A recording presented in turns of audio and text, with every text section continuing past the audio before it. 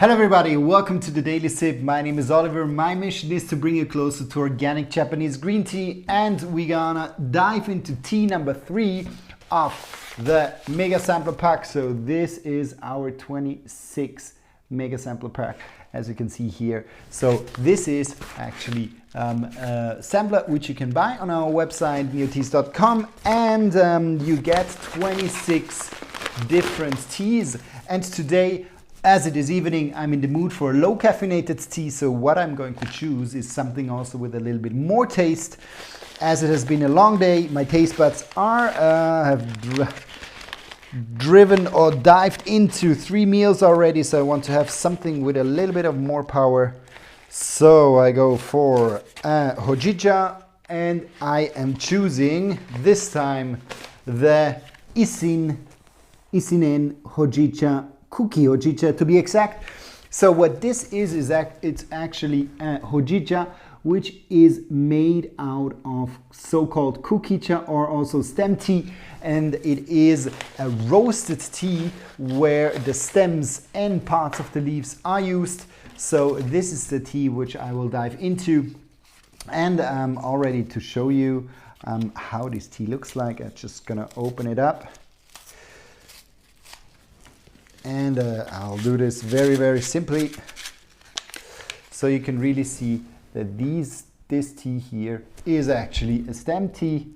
You can see it here, nicely roasted, so not this typical green color which we know from the sencha, but this is then roasted Kukicha, turning the yellow or a little bit yellowish greenish stems into this beautiful brown color. What I will use is also my Kyusu. So tonight I take the red Tokonami Kyusu, and again, just to have a look, maybe on my hand you really see that these are no leaves, so it's really Kukicha strong. Some Kukicha you can find that it is mixed with leaves, but this is really mainly stems. And now we're gonna dive a little bit into who the farmer is of this tea, and then we talk a little bit how Kukicha evolved, just a short deep dive, and then after we're gonna try this tea and describe a little bit the taste notes of the tea. So what you can see here is Mr. Issin. So let's show a little bit our visit when we visited him last year. So before the pandemic, we were able to see his beautiful farm. He's living with his whole family, so we were able to see and have lunch also with his whole family. It was quite an interesting visit. Quite a small farm, around 4 acres of land, where he mainly specializes on Kamairicha. So this is a semi-roasted green tea, but he also certainly has roasted green tea. He also does oolong, so Japanese oolong, or standard green tea, but mainly he's really known for Kamairicha. Kamairicha, what the difference is, instead of being in a steam bath, what actually happens is that the tea leaves are given or are in a steam bath, and then they are heated up until 380 degrees Celsius. And in the end of this process of the Kamairicha, so then the tea is slightly roasted, but still it is a green tea. And in the end, actually then in a round bowl there during 1 hour, instead of being at 70 to 90 degrees Celsius, then we go up to 140 degrees Celsius during 1 hour, and then the tea is actually turning into this beautiful brown color, which you can see here. So very beautiful color. Here we asked him also with this tea if there's a special cultivar behind, if he does just one varietal, and he said no, he's actually mixing different teas together to create this Kuki Hojicha. So it is actually a blend where he uses the stems or the residues of the tea production, where he takes out the stems, he mixes them together, and then makes this beautiful Kuki Hojicha with it. Hojicha in general is a tea which evolved in the 90s 20 around Kyoto. Here we are in Tokachiyo, where this tea actually is grown, And it is a region which is also on the Kyushu Island in the very south of Japan. Also very, very broad in varietals, so different green tea types, so-called cultivars. And in this region, Mr. Issin and his family actually grows the teas. Hojicha is, when you're visiting Japan, definitely Kyoto is the place where you find the most Hojicha, and Hojicha is also served often in bars, or when you also go to a sushi restaurant, often afterwards you can buy, either you can drink a bancha, you can either drink again maicho, often they also serve Hojicha. So it's quite a common tea, quite a widespread tea, very easy tea, due to the fact that it is roasted, it is low in catechins, it is low in caffeine. So this tea is quite a smooth and quite a soft tea, and especially in the evening, like now, when you're wanting to have a tea which is a little bit more flavorful, different taste profile than a typical green tea, and also low in caffeine, the Kuki Hojicha or the Hojicha in general can be a good choice. Done it is quite easy, so I preheated here the water on 70 degrees Celsius, so 165 Fahrenheit. I pour in around 6 ounces of water, and then I just gonna brew it like a bancha or a genmaicha, very, very simple, around 1 minute. Maybe you can even go to 1.5 minutes. And what we'll see is actually that with this tea, you definitely have a very golden, beautiful golden color. So from the appearance, you will see later, it looks a little bit like a black tea, for example. So color-wise, it's very, very close to black tea. But the main difference to black tea is the black tea is oxidized tea. Meanwhile, the Hojicha is a non-oxidized tea, but roasted, and that's why then the color of this nice golden and brown color evolves of this tea. Good. So then let's have a look. And you can really see how beautifully dark this tea is.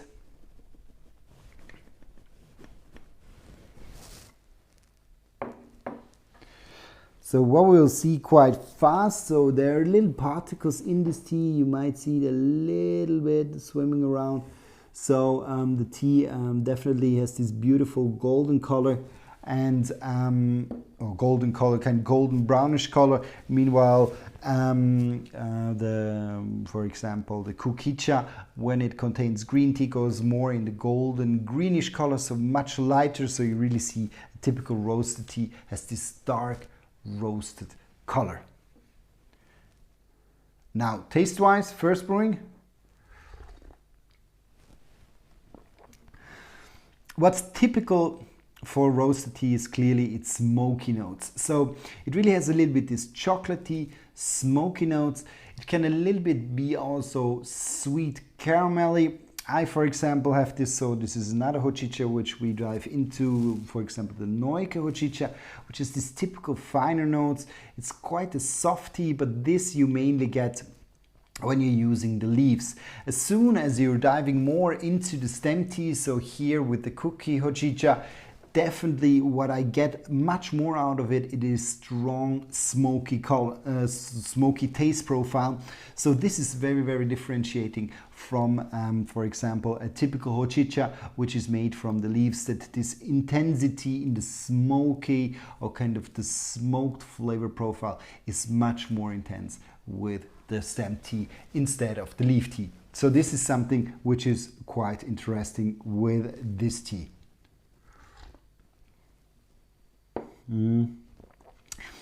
I get a little bit of sweetness as well with it. Maybe you notice sometimes when you're in a barbecue in Switzerland, we do this at least. Sometimes we use just bananas and we kind of grill them on the barbecue to just get them soft and sweet.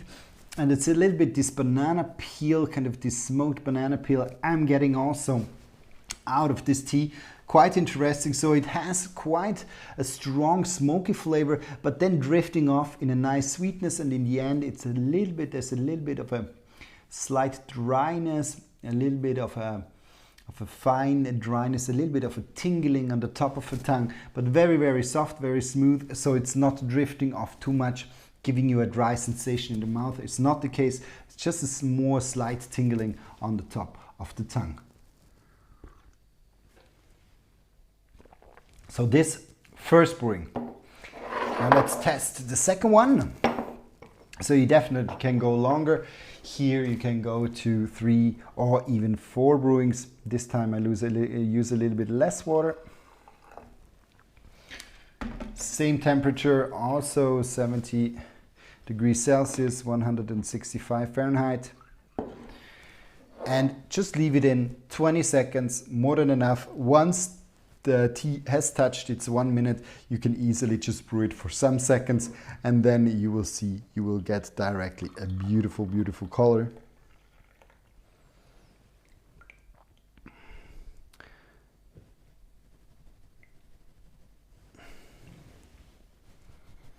Et voila, good. So now I'm curious to compare. So already when you see the color, quite similar. This one is a little bit stronger, so the 1 minute one is a little bit stronger than the 20-second one, now the second one. So I'm expecting maybe that the tea has lost a little bit its smoky flavor. Maybe the smoky flavor might be a little bit less dominant, leaving a little bit space for the sweetness.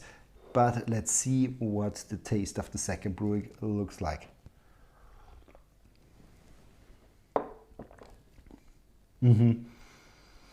Definitely, still the smoky flavor is persistent, so it is a roasted tea. So you get this definitely also in the second brewing, but there's much more room for sweetness. I get a little bit of floral notes, much more chocolatey, milk chocolate flavor profile. So it moves a little bit in the direction of a more sweeter, softer tea in the second brewing. And now I'm absolutely curious to see how number 3 looks like. So let's go to the third brewing. When you smell the leaves, strong, strong smoky flavor. It's really like when you're waking up in the morning and the fire is kind of out and you get kind of this odor of the burnt through firewood. This is a little bit the taste that I'm getting, or the smell I'm getting with this tea. Also leave it in for a short amount of time and then just... So second and third brewing seem quite similar. So when we take just the 3, one next to the other, you see this one is number 1, this one's number 2, this one's number 3, and you see that here second and third, they're quite similar. Meanwhile, the first one is clearly darker. And now let's see, is there a taste difference between the third and the second? So the smokiness of the flavor really diminishes over each brewing a little bit more, leaving for a little bit of sweetness. What you have to know is it is a Hojicha, it is a roasted tea, so the flavor of the smokiness really dominates and is the main flavor profile of this tea.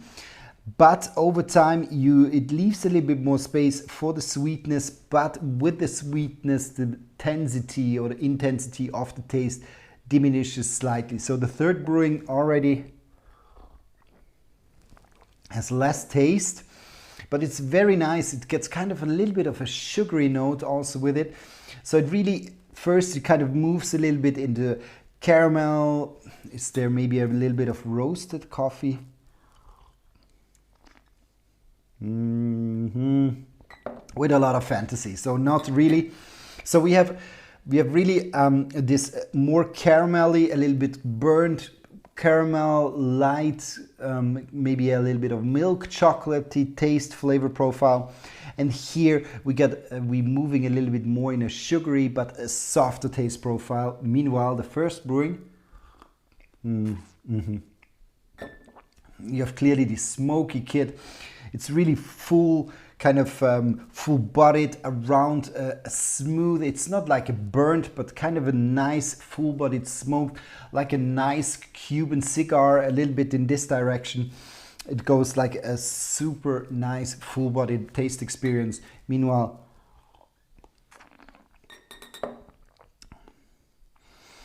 second one definitely leaving much more space for this sweetness, a little bit this milk chocolate, a little bit this caramel taste profile. And third one, a little bit lighter, nearly so kind of this florally note, which I got a little bit out of the second brewing. It continues here, has a little bit more of a smoother, a little bit more of a sugarishy, maybe even a red licorice taste profile, so a little bit going in this direction. So very, very much drifting more into a smoother and sweeter note, but still in all the brewings we get quite a good smoky flavor. So this was the Issin Kamericha. I hope you liked this tasting too. So also with the Japanese organic sign on it. Try it for yourself, maybe check out the mega sample if you can, and then have a look. Maybe the Hojichas could be a tea or a tea kind of segment which you discover and might like very much. I personally got to know these tea over time.